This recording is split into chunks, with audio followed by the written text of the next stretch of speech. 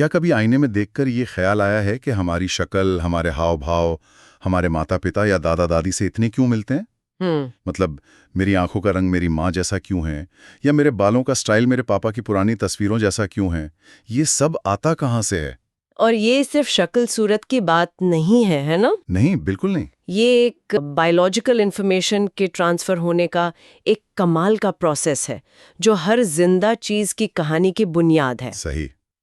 ये समझना कि लाइफ का ये कोड कैसे लिखा जाता है, कैसे कॉपी होता है और फिर अगली पीढ़ी में पास ऑन होता है, ये बायोलॉजी की सबसे बड़ी पहेलियों में से एक को सुलझाने जैसा है। बिल्कुल। तो आज हम इसी पहेली की परतों को खोलेंगे। आज का हमारा विषय है हेरिडिटी यानी आनुवांशिकता। लेकिन साथ ही हम अपने माँ बाप की कार्बन कॉपी क्यों नहीं होते?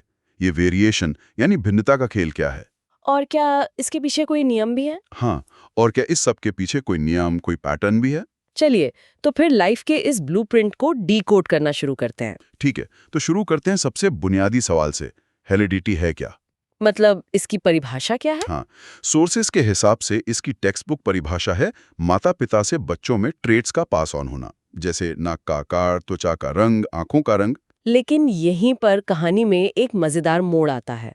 हमें ये समझना होगा कि कौन से ट्रेट्स विरासत में मिलते हैं और कौन से नहीं। अच्छा। हाँ, इन्हें इनहेरिटेड ट्रेट्स और एक्वायर्ड ट्रेट्स कहते हैं, और ये फर्क समझना बहुत जरूरी है। हाँ, ये दिलचस्प है। मतलब वो गुण जो हम अपनी जिंदगी में सीखते या हासिल करते हैं, वो हुए एक्वायर्ड ट्रेट्स। बिल्कुल। जैसे सोर्सेज में सचिन तेंदुलकर का एक बहुत अच्छा उदाहरण दिया गया है। वो एक महान क्रिकेटर हैं, पर क्या इसका मतलब है कि उनका बेटा भी पैदा होते ही महान क्रिकेटर बन जाएगा? जरूरी नहीं। नहीं, बिल्कुल नहीं। क्रिकेट खेलना एक स्किल है जो उन्होंने मेहनत से सीखी है। वो उनके डीएनए में कोड होकर अगली पीढ़ी में नहीं जा सकती। बिल्कुल सही। इसी तरह टैटू बनवाना या कोई भाषा सीखना या यहाँ तक कि जिम जाकर बॉडी बनाना, ये सब एक्वायर्ड ट्रेट्स हैं। हाँ, ये सब एक्वायर्ड ट्रेट्स हैं। ये बदलाव हमारे शरीर के सोमैटिक सेल्स मतलब आम कोशिकाओं में तो होते हैं, लेकिन हमारे रिप्रोडक्टिव सेल्स स्पर्म या एग के डीएनए पर असर नहीं डालते। अच्छा। और अगली पीढ़ी तक सिर्फ वही जानकारी जाती है जो डीएनए में लिखी हो। लेकिन यहाँ एक धुंधली रेखा नहीं है क्या? जैसे कहते हैं कि अगर माता पिता दोनों संगीतकार हों तो बच्चे में संगीत की प्रतिभा होने की संभावना ज्यादा होती है। ये एक बेहतरीन सवाल है। तो क्या ये सिर्फ माहौल का असर है या डीएनए में भी कुछ ऐसा होता है जो सीखने की क्षमता को प्रभावित करता है? ये नेचर वर्सेस नर्चर की सदियों पुरानी बहस को छूता है, और जवाब मतलब दोनों का मिश्रण है। अच्छा। हो सकता है कि बच्चे को विरासत में कुछ ऐसे इनहेरिटेड ट्रेट्स मिले, जैसे कानों की सुनने की बेहतर क्षमता या उंगलियों में ज्यादा फ्लेक्सिबिलिटी, जो उसे संगीत सीखने में मदद करे। हाँ, ये हो सकता है। लेकिन उस प्रतिभा को स्किल में बदलना माहौल और मेहनत पर ही निर्भर करेगा। समझ गया। तो जो विरासत में मिलता है वो है त्वचा का रंग, आंखों का रंग, ब्लड ग्रुप, गालों पर डिंपल पड़ेंगे या नहीं, ये सब जन्म से पहले ही तय हो जाता है। समझ गया। मतलब मैं कितनी भी अच्छी पेंटिंग करना सीख लूं, वो हुनर मेरे बच्चों में सीधे सीधे ट्रांसफर नहीं होगा। नहीं होगा। उन्हें खुद ही सीखना पड़ेगा। लेकिन मेरी आंखों का भूरा रंग जरूर जा सकता है। हाँ, वो जा सकता है। चलिए, तो अब इस पर आते हैं कि ये जानकारी, ये इनहेरिटेड ट्रेट्स माता पिता से बच्चों तक पहुंचती कैसे हैं? इसका कैरियर कौन है? इसका कैरियर है एक मॉलिक्यूल जिसे हम डीएनए कहते हैं, डीऑक्सीराइबोन्यूक्लिक एसिड। डीएनए। हाँ, ये लाइफ का ब्लूप्रिंट है, एक तरह की बायोलॉजिकल हार्ड ड्राइव जिसमें किसी भी जीव को बनाने की सारी जानकारी कोडेड होती है। ये डीएनए हमारी हर कोशिका के दिल में यानी न्यूक्लियस के अंदर एक धागे की तरह मौजूद होता है। जी। प्रक्रिया यह है कि माता पिता की रिप्रोडक्टिव सेल्स यानी गैमीट्स, पुरुषों में स्पर्म, महिलाओं में एग, हाँ, गैमीट्स, उनमें उनके डीएनए का आधा आधा हिस्सा होता है। जब ये दोनों गैमीट्स मिलते हैं तो एक जाइगोट बनता है, जिसमें माँ और पिता दोनों का डीएनए मिलकर एक पूरा सेट बना लेता है। और यहीं से एक नई जिंदगी की कहानी शुरू होती है। सही। यहाँ डीएनए की पैकेजिंग को समझना भी रोचक है। ज्यादातर समय ये डीएनए न्यूक्लियस में उलझे हुए धागों के जाल मतलब क्रोमैटिन की तरह पड़ा रहता है। एक जाल की तरह। हाँ, बिल्कुल। लेकिन जब सेल को डिवाइड होना होता है तो ये धागे कसकर कॉइल और कंडेंस होकर एक एक्स शेप की स्ट्रक्चर बनाते हैं जिसे हम क्रोमोसोम कहते हैं। अच्छा। ये ऐसा है जैसे आपने एक बहुत लंबे ऊन के गोले को सलीके से लपेट कर रख दिया हो ताकि वो आसानी से बट सके। और यहीं पर डिप्लॉयड और हैप्लॉयड का कॉन्सेप्ट आता है जो मुझे हमेशा से बहुत फैसिनेटिंग लगा है। हाँ, हमारे शरीर की ज्यादातर कोशिकाएं डिप्लॉयड होती हैं, यानी 2n। 2n। इसका मतलब है कि उनमें क्रोमोसोम्स के जोड़े होते हैं। इंसानों में 46 क्रोमोसोम होते हैं, यानी 23 जोड़े। हर जोड़े में एक माँ से एक पिता से। बिल्कुल, हर जोड़े में एक क्रोमोसोम माँ से आता है और एक पिता से। लेकिन गैमीट्स यानी स्पर्म और एग खास होते हैं, वो हैप्लॉयड होते हैं यानी n। सही। उनमें सिर्फ 23 क्रोमोसोम होते हैं, कोई जोड़ा नहीं। और प्रकृति का जीनियस देखिए, अगर गैमीट्स भी डिप्लॉयड होते तो हर पीढ़ी में क्रोमोसोम की संख्या दुगनी होती जाती है। अरे हाँ, 46 से 92 फिर 184, ये तो केओस हो जाता। सब गड़बड़ हो जाता। बिल्कुल, इसलिए प्रकृति ने ये सिस्टम बनाया। एक हैप्लॉइड स्पर्म 23 जब एक हैप्लॉइड एग 23 से मिलता है तो वो मिलकर एक परफेक्टली नॉर्मल डिप्लॉइड जाइगोट 46 बनाते हैं। वाह, इस तरह हर पीढ़ी में स्पीशीज का क्रोमोसोम नंबर स्टेबल बना रहता है। कमाल है। ये तो एक बहुत ही एलिगेंट सोल्यूशन है। लेकिन अगर हमें माता पिता दोनों से जानकारी मिल रही है तो हम उनकी एग्जैक्ट कॉपी क्यों नहीं होते? मैं अपने भाई बहनों से भी अलग क्यों हूं?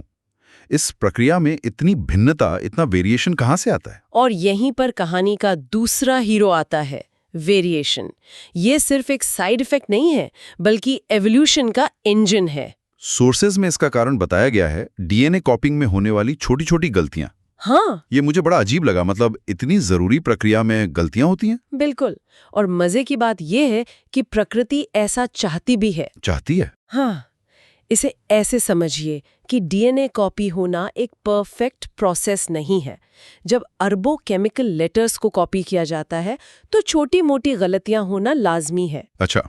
ये छोटी-छोटी गलतियां असल में प्रकृति का इंश्योरेंस प्लान है। ये गलतियां ही वेरिएशन है जो किसी भी प्रजाति को जिंदा रखने का सबसे बड़ा हथियार है। इंश्योरेंस प्लान, ये तो सुनने में बहुत दिलचस्प लग रहा है। इसे बैक्टीरिया के उदाहरण से समझते हैं जो हमारे सोर्स मटेरियल में भी है। ठीक है। मान लीजिए बैक्टीरिया की एक पूरी आबादी है जो सिर्फ 15 से 25 डिग्री सेल्सियस के तापमान पर ही जिंदा रह सकती है। अगर अचानक ग्लोबल वार्मिंग हो जाए और तापमान 35 डिग्री पहुंच जाए तो क्या होगा? वो सब मर जाएंगे, पूरी प्रजाति खत्म। सही। लेकिन अगर डीएनए कॉपिंग की छोटी-मोटी गलतियों की वजह से उसी आबादी में कुछ बैक्टीरिया ऐसे भी हों जो 35 डिग्री का तापमान झेल सकते हों, तब क्या होगा? तब बाकी सब मर जाएंगे, लेकिन ये कुछ अलग बैक्टीरिया बच जाएंगे और अपनी पीढ़ी को आगे बढ़ाएंगे। एग्जैक्टली। अरे वाह। तो वेरिएशन प्रजाति को बदलते माहौल के हिसाब से अडॉप्ट करने और विलुप्त होने से बचाता है। ये कोई गलती नहीं, ये तो एक फीचर है, बग नहीं। एग्जैक्टली। वेरिएशन ही एवोल्यूशन यानी विकास का कच्चा माल है। लाखों सालों में जब ये छोटे-छोटे बदलाव जमा होते जाते हैं तो एक नई प्रजाति तक बन सकती है। अच्छा। और तीसरा फायदा तो हम रोज देखते हैं, वैरायटी। इसी की वजह से हमें गुलाब के इतने सारे रंग मिलते हैं, आम की इतनी किस्में मिलती हैं और एक ही माँ बाप के बच्चों में अलग-अलग हुनर और शक्लें होती हैं। सही बात है। बिना वेरिएशन की दुनिया बहुत बोरिंग होती। बहुत बोरिंग। तो अगर डीएनए कॉपी में इतनी गलतियां और बदलाव होते हैं तो फिर ये पूरी प्रक्रिया अराजक यानी क्योटिक क्यों नहीं हो जाती? क्या इसके पीछे कोई नियम, कोई पैटर्न भी है? ऐसा लगता है कि किसी ने इसके गणित को सुलझाया होगा। और उस शख्स का नाम था ग्रेगर मेंडल। मेंडल, जिन्हें हम आज फादर ऑफ जेनेटिक्स के नाम से जानते हैं। मेंडल एक मॉन्क थे, लेकिन उनका दिमाग एक साइंटिस्ट और एक मैथमेटिशियन का था। हाँ। उन्होंने पहली बार बायोलॉजी में स्टैटिस्टिक्स और प्रोबेबिलिटी का इस्तेमाल किया, जो उस समय किसी ने सोचा भी नहीं था। उन्होंने अपने एक्सपेरिमेंट्स के लिए मटर के पौधे यानी पाइसम सेटाइवम को चुना, जो एक बहुत ही स्मार्ट चॉइस थी। बहुत स्मार्ट। मटर के पौधे जल्दी बड़े होते हैं, ढेर सारे बीज देते हैं और उनमें कई ऐसे गुण थे जिन्हें आसानी से देखा और गिना जा सकता था, जैसे पौधे का लंबा या बौना होना, बीज का गोल या झुर्रीदार होना। उनके काम को समझने के लिए कुछ जेनेटिक्स की बेसिक वोकैबुलरी समझनी होगी। ठीक है। ये शब्द शुरू में भारी लग सकते हैं पर असल में बहुत सीधे हैं। ठीक है, कोशिश करते हैं। पहला है जीन, जो हम सबने सुना है। हाँ, जीन। ये डीएनए का वो हिस्सा है जो किसी एक ट्रेट जैसे आंखों के रंग को कंट्रोल करता है। बिल्कुल। अब एक ही जीन के अलग-अलग वर्जन हो सकते हैं जिन्हें एलील्स कहते हैं। हाँ। जैसे पौधे की ऊंचाई वाले जीन के 2 एलील हो सकते हैं, एक लंबेपन के लिए और एक बौनेपन के लिए। और यहीं पर डोमिनेंट और रिसेसिव का खेल आता है। डोमिनेंट अलील वो दादाजी की तरह है जिसकी मौजूदगी में रिसेसिव अलील की आवाज दब जाती है। हम लंबेपन के लिए कैपिटल टी और बौनेपन के लिए छोटे टी का इस्तेमाल करेंगे। अब आते हैं फिनोटाइप और जीनोटाइप पर। ये शब्द थोड़े भारी लगते हैं। हाँ, ये हमेशा कंफ्यूज करते हैं। क्या इसे समझने का कोई आसान तरीका है? जरूर। सोचिए, जीनोटाइप एक केक की रेसिपी है जो कागज पर लिखी है। ठीक है। उसमें लिखा है कितना मैदा, कितनी चीनी, ये अंदर की जेनेटिक इंफॉर्मेशन है। ठीक है। और फिनोटाइप वो केक है जो बनकर तैयार हुआ है और हमें दिख रहा है। मतलब जो ट्रेट बाहर से नजर आता है। हाँ, जैसे लंबा पौधा। बड़ी एनालॉजी है। और आखिरी 2 शब्द होमोजाइगस और हेट्रोजाइगस। होमोजाइगस मतलब प्योर, जब रेसिपी में दोनों अलील एक जैसे हों, जैसे टीटी प्योर टॉल या टीटी प्योर ड्वार्फ। और हेट्रोजाइगस? हेट्रोजाइगस मतलब हाइब्रिड, जब रेसिपी में दोनों अलील अलग अलग हों, जैसे टीटी। ठीक है। इस वोकैबुलरी के साथ अब हम मेंडल के मशहूर मोनोहाइब्रिड क्रॉस को समझने के लिए तैयार हैं। जी। उन्होंने क्या किया था? मेंडल ने एक प्योर टॉल पौधा मतलब जीनोटाइप टीटी लिया और उसका क्रॉस एक प्योर ड्वार्फ पौधे से यानी जीनोटाइप टीटी से कराया। पेरेंट पीढ़ी। हाँ, पेरेंट पीढ़ी। आप क्या उम्मीद करेंगे कि बच्चे कैसे होंगे? शायद मीडियम हाइट के? हाँ, शायद। या कुछ लंबे कुछ बौने। लेकिन जो पहली पीढ़ी F1 जनरेशन मिली, उसमें सारे के सारे पौधे लंबे थे। सारे। बौनेपन का गुण जैसे गायब ही हो गया। ये तो अजीब है। वो बौनापन कहाँ चला गया? वो कहीं नहीं गया था, बस छिप गया था। इन सभी पौधों का जीनोटाइप था टीटी। अच्छा, हाइब्रिड। हाँ। यानी उनके पास लंबेपन का डोमिनेंट अलील टी भी था और बौनेपन का रेसेसिव अलील टी भी। लेकिन जैसा आपने कहा, डोमिनेंट टी के दादागिरी के आगे रिसेसिव टी की चली नहीं। तो ये था मेंडल का पहला नियम। हाँ, लॉ ऑफ डोमिनेंस। ओह, तो बौनेपन का गुण गायब नहीं हुआ था, बस छिप गया था। वो एक पीढ़ी तक इंतजार कर रहा था सही मौका मिलने का। बिल्कुल। ये तो किसी जासूसी कहानी जैसा है। और असली जादू तब हुआ जब मेंडल ने F1 पीढ़ी के इन टीटी हाइब्रिड पौधों का आपस में क्रॉस कराया। अच्छा। जो दूसरी पीढ़ी F2 जनरेशन मिली, उसके नतीजे चौंकाने वाले थे। क्या हुआ? बाहर से देखने पर यानी फिनोटाइप के हिसाब से 3 पौधे लंबे थे और एक पौधा बौना था। अरे, वो छिपा हुआ बौनापन वापस आ गया। ये था 3.1 का रेशियो। तो जो ट्रेट एक पीढ़ी के लिए गायब हो गया था, वो अगली पीढ़ी में फिर से सामने आ गया। हाँ, और जब उन्होंने जीनोटाइप देखा तो रेशियो था 1.2.1। 1.2.1? एक पौधा प्योर टॉल था, 2 पौधे हाइब्रिड टॉल थे और एक पौधा प्योर ड्वार्फ था। वाह। इस प्रयोग से मेंडल ने अपना दूसरा नियम दिया, लॉ ऑफ सेग्रीगेशन। जिसका मतलब है? इसका मतलब है कि गैमीट्स बनते समय हर जीन के अलील्स अलग अलग हो जाते हैं ताकि हर बच्चे को हर पेरेंट से सिर्फ एक ही अलील मिले। ये रैंडम चांस का खेल है। ये वाकई अद्भुत है कि कैसे मटर के पौधों पर किए गए साधारण प्रयोगों से हेरिडिटी के इतने गहरे नियम सामने आए। बिल्कुल। उन्होंने डाइहाइब्रिड क्रॉस भी किया था, है ना, जहां 2 ट्रेट्स को एक साथ स्टडी किया गया। हाँ, जैसे पौधे की ऊंचाई और बीज का आकार, और उससे उनका तीसरा नियम निकला, लॉ ऑफ इंडिपेंडेंट असॉर्टमेंट। अच्छा। जिसका सीधा सा मतलब है कि एक ट्रेट की विरासत का दूसरे ट्रेट की विरासत से कोई लेना देना नहीं है। मतलब वो आजाद हैं। हाँ, पौधे की ऊंचाई का जीन बीज के रंग के जीन से आजाद होकर अगली पीढ़ी में जाता है। चलिए अब इसी जेनेटिक्स के एक और बहुत ही प्रैक्टिकल पहलू पर आते हैं, सेक्स डिटर्मिनेशन यानी लिंग का निर्धारण। ये भी क्रोमोसोम के गणित पर आधारित है। जैसा हमने बात की, इंसानों में 23 जोड़े क्रोमोसोम होते हैं। जी।